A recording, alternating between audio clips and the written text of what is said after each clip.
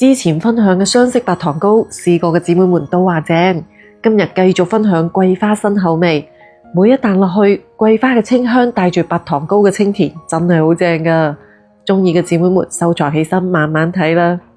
我呢度買咗2蚊雞嘅乾桂花，加入600毫升度嘅清水啦，煲佢3-5分鐘之後關火，冚蓋焗多佢一陣，等佢自然攤凍，焗出啲桂花香味之後，我哋將佢過一過篩，都係用返白沙呢個白糖糕專用粉，佢裏面配好咗粘米粉、澄麵同埋白砂糖嘅比例，我哋攞到手淨係需要加水同埋佢配送好嘅嗰包專用酵母就得㗎啦。呢度1包粉係1斤裝嘅，咁就加入5克嘅內高糖酵母，430毫升攤凍咗嘅桂花水。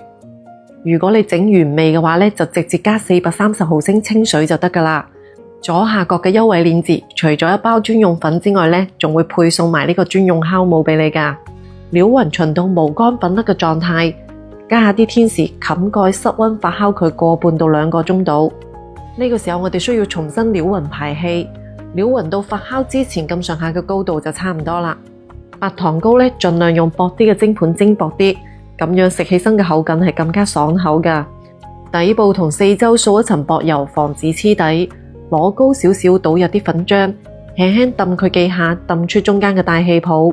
喺面頭再滲返啲乾桂花，水滾上鑊開始計時，全程中大火蒸佢25分鐘。可以趁熱喺表面掃一層薄油，防止風乾，咁就大功告成㗎啦。攤凍之後呢，輕輕撳一撳個邊位就可以輕鬆脫模㗎啦。我呢個蒸盤係啱好可以蒸2底糕㗎，改刀切成自己鍾意嘅大細。桂花嘅清香同白糖糕真係好夾，做法咁簡單，講得咁詳細，都睇到呢度咯。點個讚鼓勵下，你都嚟試下啦〜